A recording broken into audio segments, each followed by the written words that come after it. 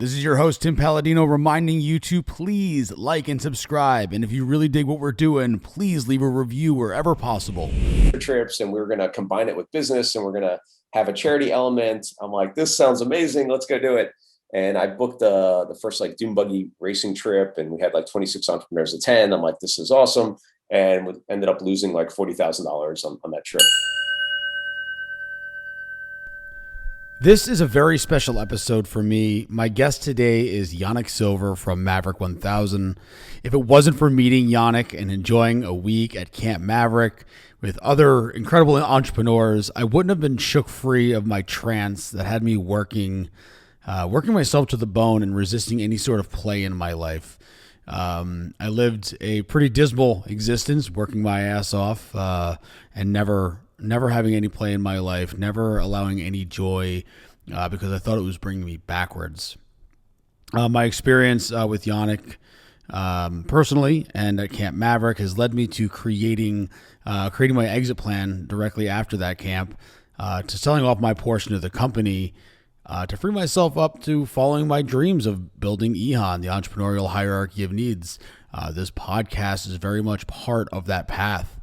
I truly owe this man a debt of gratitude, and I now know how to grow business from a state of joy, and added play to every element in what I'm doing has really changed my world. Once again, this is a very, very special episode. It's no wonder that Yanik and Maverick 1000's three core pillars are growth, impact, and fun. We talk about that a lot during the show, and it was great catching up with them. I hope you enjoy. My name is Tim Palladino, and welcome to the Entrepreneur's Hierarchy of Needs podcast.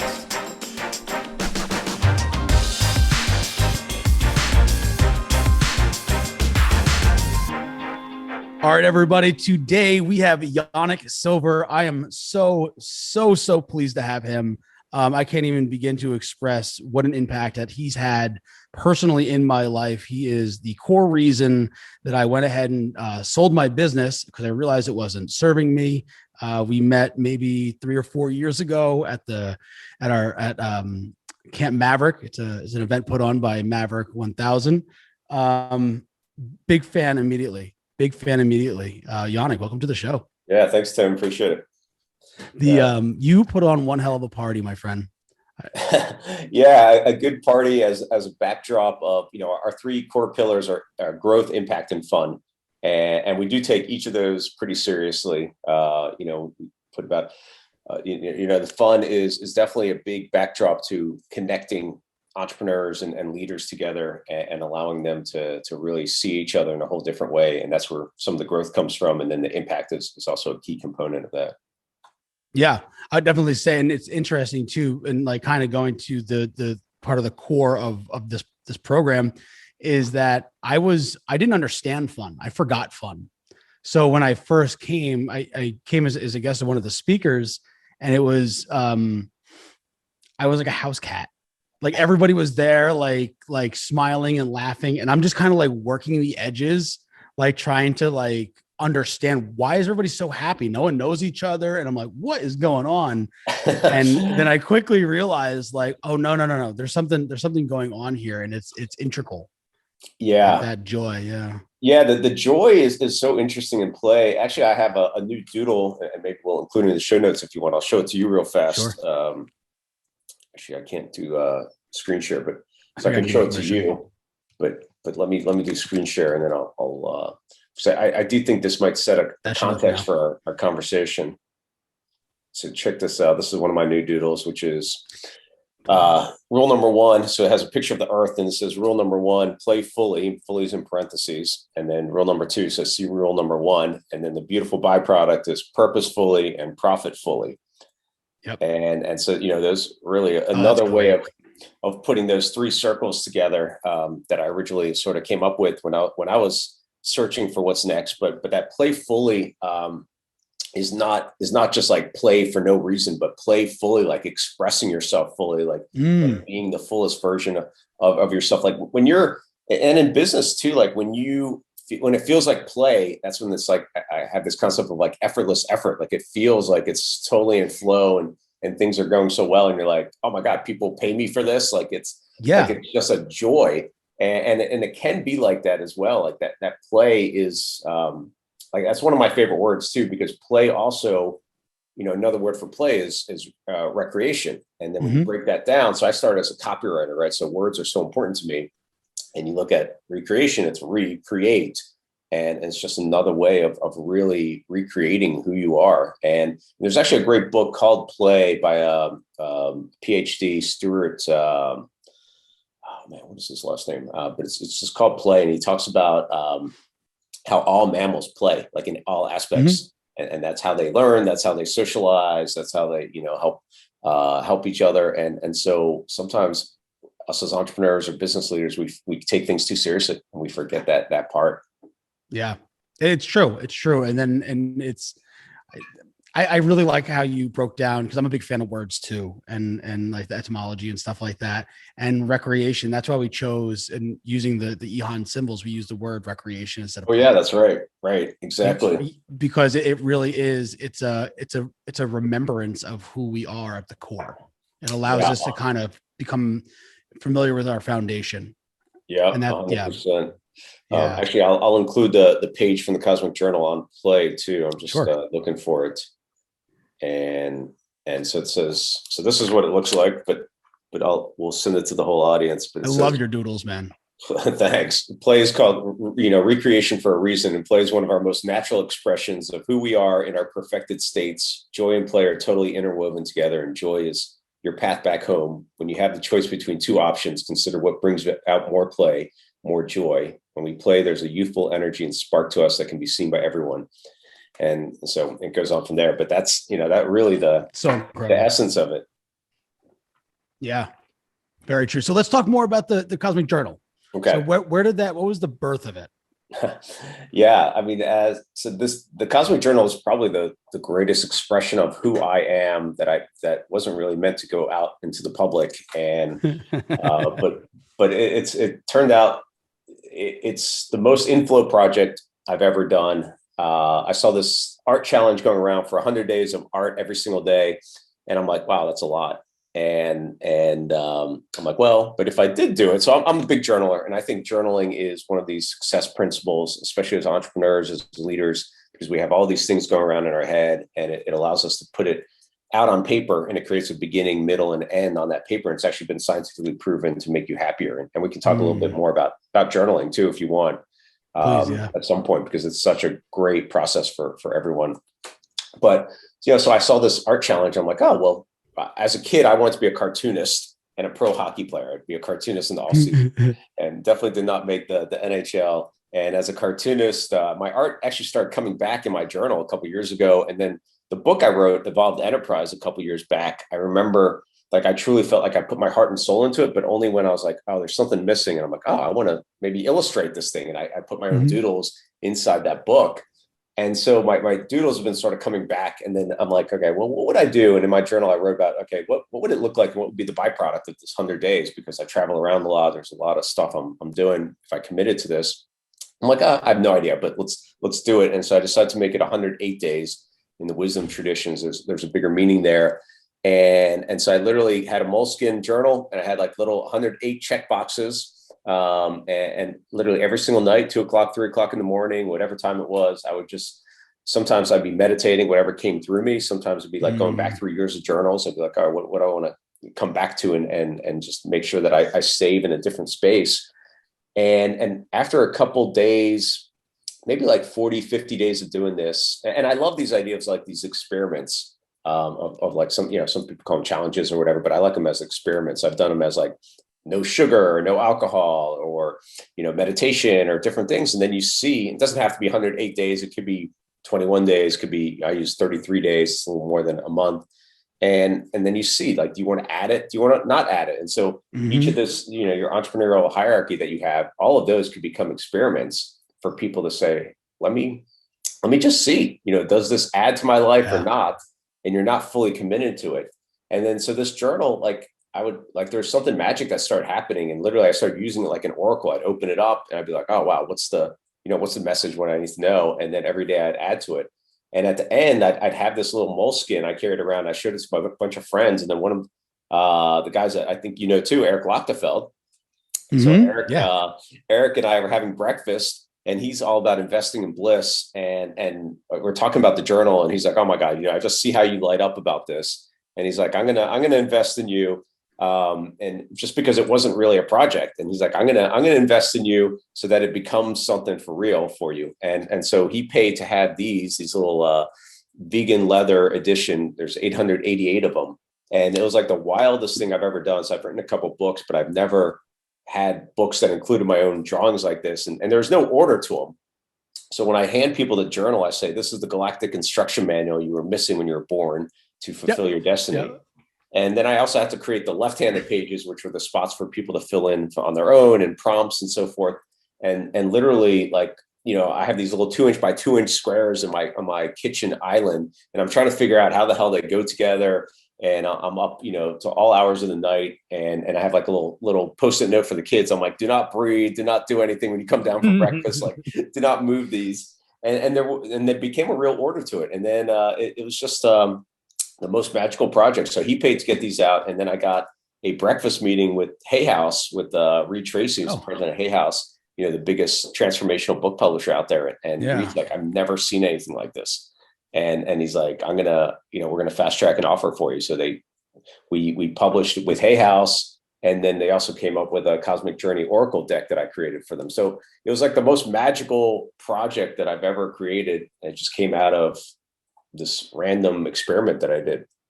Yeah, and it's pretty profound too. And I think that that should be listened to, is that you can make something of what you're passionate about, and you can really what's what I'm looking for. You can multiply joy.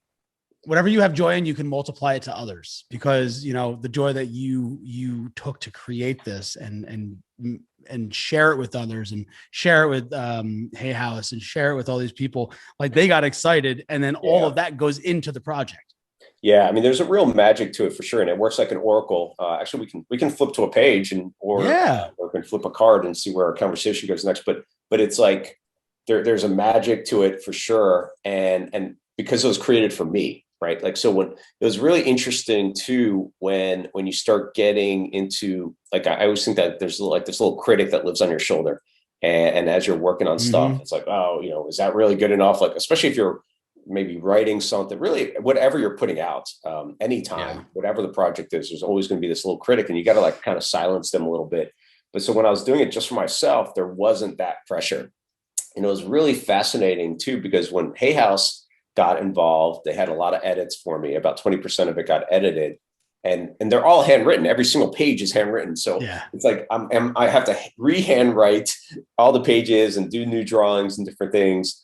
And then I had like a little more pressure of like, people are going to actually see this thing. And then like, my pen would tighten a little bit, and like, it wasn't as loose, and I had to like shake that off and move out of that space. So you want to do a page out of the journal or a card? Where do you want to do a card? I like the card. Yeah. All right, cool. All right. So pick a number between 1 and 44. 36. 36? Is that what you said? All right, you said 36? Yeah. Okay. All right, so this is the card, and we'll include this also for the show notes. So it says, you contain the entire universe encoded within you. And it's a little USB drive with a picture of the guy's head, with a spot to insert that in there.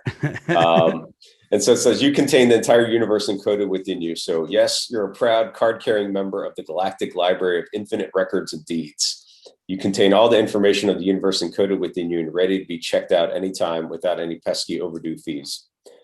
Our galactic emergence and ascension were predicted by so many cultures and mythologies. This is the time, and you are the one you've been waiting for. It starts with one, you. The entire universe is holographic. What you do to evolve yourself evolves the cosmic story, so it can be recorded in the stacks and folios of the future. What choice would you want to make now, knowing the ripples of impact you'll have? And then so each card has a cosmic catalyst, which is a prompt. And so the prompt is, what is the title of the story I'm writing to be stored in the galactic library? And then what are the first lines? And then your action item, the cosmic checkbox that you would do within 24 hours, is illustrate the cover of your book in the galactic library. So I'll say the prompt one more time, which that's amazing. Okay. What is the title of the story I'm writing to be stored in the galactic library, and what are the first lines? And then within 24 hours, you'd illustrate the front cover of the book. So I'll give you a moment to reflect. You have a title that would come to you? Yeah, there's like pieces of it. So I'm just trying to. I would say effortlessly forward. Because because there's a difference between being pushed and being pulled. So I really dig that. And that's, it kind of reflects back to like the work that I'm doing, like even this podcast, how meta is that? Like to where like, I can't wait to talk to people about these things that pull me in a direction. I don't take the information and push in that direction. So yeah, effortlessly forward. Yeah, that's really good. When you were talking about joy and expanding joy, what came to me is obviously another doodle, but I have this doodle where it's like joy is at the top. And I think of joy as like our GPS. It's always like pulling us. It's attracting us. It's like a tractor beam. And then pain are the guardrails.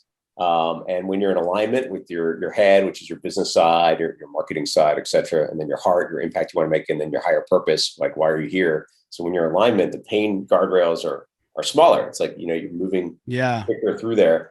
But then when it's not aligned, you have bigger pain guardrails, which become these big bonks that happen on your head through the universe or whatever, however way you want to say it, but they get harder and harder, bigger and bigger. And it could be relationship, it could be wealth, it could be, any number of ways. In your business, and really on those 5 areas that you talk about, like any of those things are some of our guardrails, and they're always also pushing us, effortlessly forward, as you say. Because if you're connecting to joy at the top of that.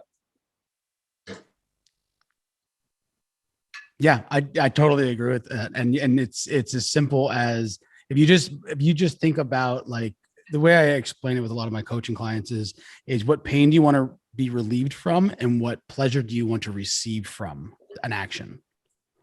And are those two connected? Like, are you saying that if you relieve this pain, that this pleasure will come, or is it? No, not necessarily. But if you relieve a pain and you don't have a pleasure to replace it with, another pain might take its place. So yeah, that's the only reason for that. It's like addiction, right? So I come from a background of addiction, and it was really important. Like when I, would stop doing X, I would have to replace it with something else, usually exercise. Because it would stop smoking and start eating.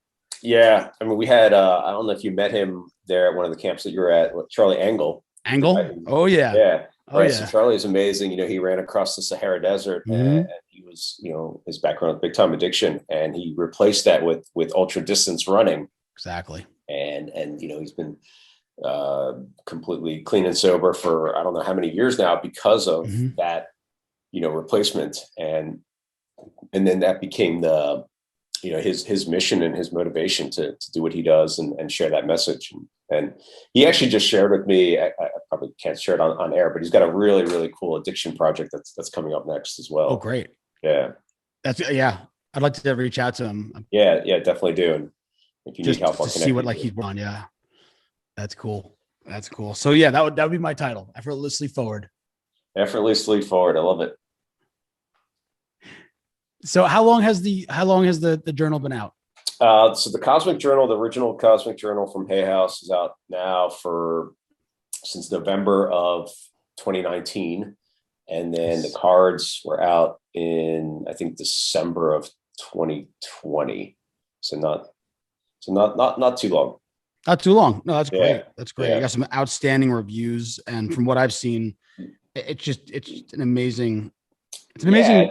It's been a lot of fun because, most people know me in the entrepreneurial space, and this is a way of really connecting all the dots, I think, of my past. And it's funny because I was doing an interview with, she's actually one of my friends, and we're doing an interview, And she's like, you're not the best artist. she's like, don't take that the wrong way. I'm like, don't worry, Jess, it's fine. And it was like, just like a reminder, like, there's a lot of people that are way better artists. And then, so that's another thing, like, you can get so wrapped up in like, all right, why would I want to put out this if someone else is better at it? But it's your own unique way of doing it. And my unique way, it's also the combination of not just the illustrations and the doodles, but the words and, the deeper concepts behind it. And for that does become this unique blend. And that's where I think, so many entrepreneurs and people, individuals can really benefit from, is like when you start combining a couple things together. You don't have to be the best of whatever, but you combine a couple things together and it's like, oh, you're the only person that does this, or you're one of, only 5 people in the world that does this, because it's a combination of these things.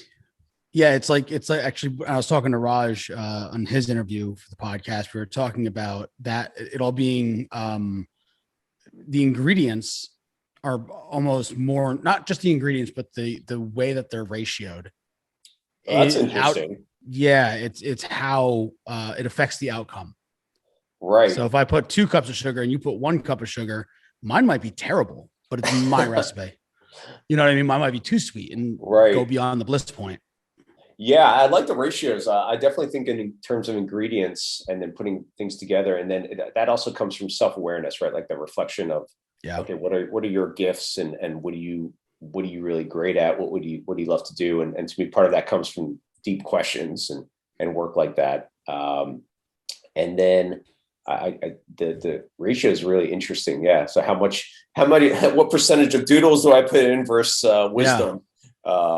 Or whatever else it would be. That's interesting. And it's kind of funny because, like, even going back, like that's how I work my friendships, right? Because I try to have deeper relationships, versus more. Like, obviously I have a large a group of people that I love, but only a handful of people that I'm spending a lot of time with, and they're my ratio. They're very different from each other, but they all get along well, and I feel whole because, this person makes me laugh. This person makes me exercise. And they really bring out the best of me. Yeah. I mean, that's kind of an interesting way too with, your 5, I don't know if you call them pillars or whatever that would be. Right now there's categories because I use other pillars for. But if you thought about that too in ratios where it's like, okay, not everyone needs 20% in each of these, right? So that's why I was saying it's not a matter of balance. Like, so it's all based on the assessment, the entrepreneurial hierarchy of need assessment. And it's not about hitting a 10. It's about being in harmony. It's about knowing what feels a little icky to you and getting to a certain level. And it's not about balancing out. It's about being able to be harmonious in the action moving forward.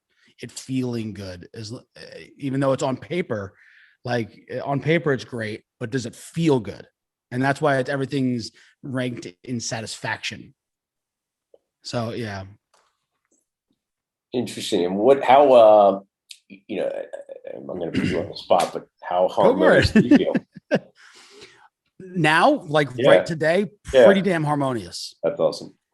Like 2-3 weeks ago, not so much. But I had to sit down with myself, and it was in between because I do the assessment every 12 weeks.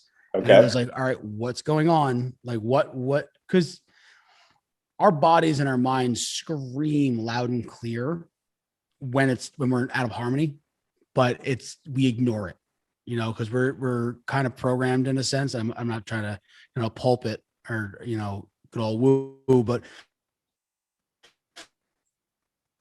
we refuse to listen to it because we feel one of 2 things. It's not worth listening to, or we can't know what it is because then we'll be less than or feel less than. So so sometimes we just kind of ignore it. And I heard the scream, something was off.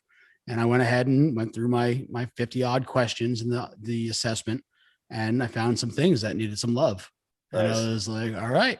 And I did them, and, it wasn't immediate. But to be honest, once I knew what they were, so it's about identify, clarify, rectify. Those are like the 3 stages behind doing it. Once we know what it is, then we got to clarify what exactly is it. Do you want Italian food or you want lasagna? Yeah. Yeah. And do you need it like, this one time, or you want it like, included once a week in your Right. schedule? Right. Exactly. Exactly. So yeah, so it's just about, right now I feel great, but I've learned to listen to myself when I'm not feeling so great and respect that. What's the most surprising one, without betraying confidences, that you found that they're like, oh, wow, that was such an odd one, but it made such a difference either for yourself or someone else? Hmm. I don't know if it's odd, but it's just being heard. So when I do like blind spot calls where we like go over people's results, Mm-hmm. the assessment, but like at the end of it, they were like, "Yeah, I'm happy that I have like this roadmap now, but I never had anybody to tell this to." So I don't know if that's odd, but it's just the I don't know. Like there's like a stigma behind being a man. This happened to be a guy, Yeah. and like you can't talk about your problems or the things you're sad about or you're Yeah. disappointed in yourself with because there'll be something stuck to it or you'll be Yeah. judged. I don't want to be around people I can't be open with, and it's not. And so unfortunately, I think that might fit into the odd category right now, but Maybe. increasingly Yeah. But not. I hear what you're saying. So it's interesting. One of the, when, so just background, I came from the internet marketing, digital marketing space in 2000, so pretty early on, and did really well there. And then people are like, oh, how'd you do it? Could you teach me how to do it? Which then became my whole nother, I guess, career, teaching people how to do that. And I did very well there. And then about 12, 13 years ago, I was like, okay, am I happy? Would I be happy doing what I'm doing, 10 years from now? And that was sort of the impetus for Maverick, which became when I was honest, I was like, no, I'm not happy. It was like listening to myself. And usually it's like more of a subtle thing, right? Like it's not going to be, well, it is going to, the whispers then become the louder conversations and the shouts and so forth, like that, the universe bonks you on the head, like we were talking about. So this was a little quieter one, but I was like, no, this is not what I'm meant to be doing forever. And that's when Maverick was Yeah. born. And before that, I think there are 7 or 8 projects that all hit the 7-figure mark. Everything was like boom, boom, boom, easy. And then I'm like, all right, here's what I really want to do. I want to take amazing entrepreneurs on these adventure trips, and we're going to combine it with business, and we're going to have a charity element. I'm like, this sounds amazing. Let's go do it. And I booked the first like dune buggy racing trip, and we had like 26 entrepreneurs attend. I'm like, this is awesome. And we ended up losing like $40,000 on that trip. I'm like, whatever. It's an investment. It's a completely Yeah. new thing. And then about $400,000 in, my wife's like, what the hell are you doing? And We need to I'm talk. like, I didn't really have a very good answer for her, except for this idea that I could go back to where I was before, but it felt like golden handcuffs, and that I'd be almost like, my soul would be dying every single day if I was just not growing in that way. And so I say that, following your heart is never wrong, but frequently scary. And then it was like, and then also looking at my identity as a quote unquote successful entrepreneur when, things were not going that way. And then even like selling my Aston Martin to pay for things, and like all these different things that were like, I could easily have obviously have like, let's say, bought a Mercedes or BMW or whatever and leased it, or, just to keep up pretenses. But I'm like, I'm going to sit around and I'm going to feel into this. And that's what a lot of times, and I might be putting words in your mouth on this part, but I feel like we don't do this enough, which is the feeling of listening to our bodies and listening to the more subtle messages. And that comes from sitting with things.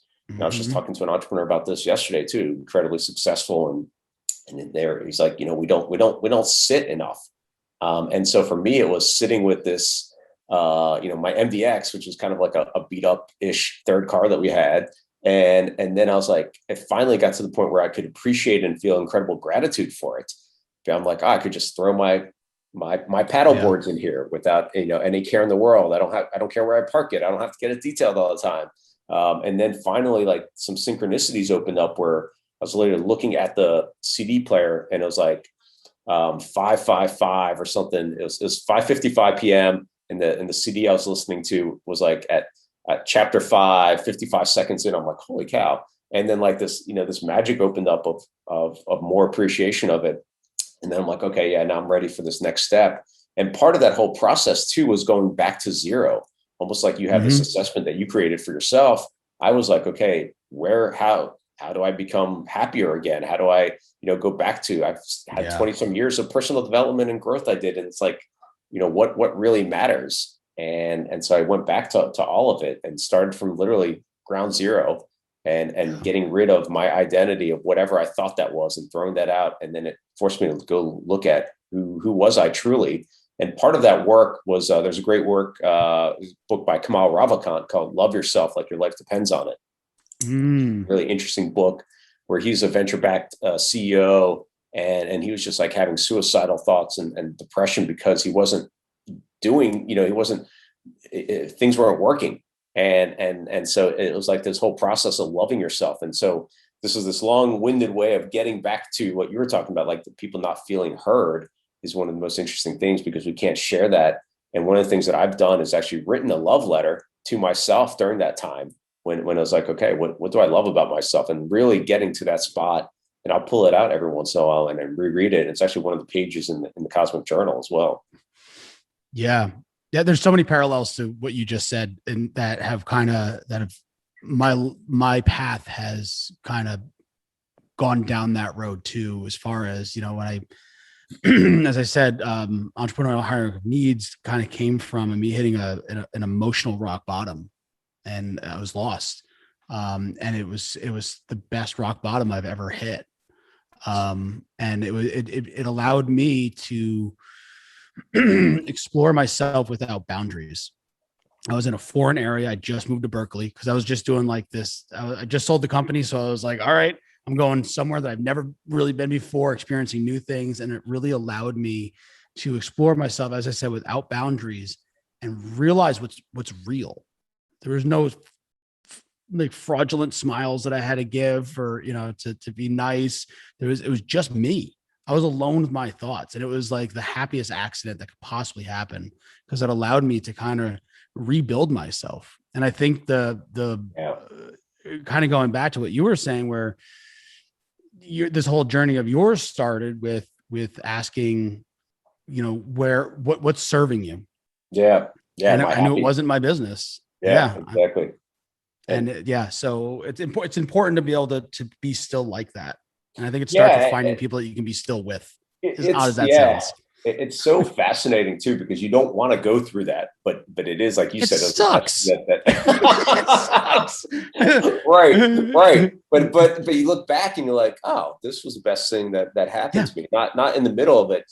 And I think that's where, maybe there's new awareness that can happen too, as people get into spots that they're like, oh, this really sucks. But if you start adding more meaning to it, it's like, oh, well, there's a much bigger thing that's going to be happening as a result of this. And that can help you move out of there or attach more meaning, which, the famous Nietzsche quote, which is like, I can have anyhow if I have a bigger why or something like that. Yeah. Yep.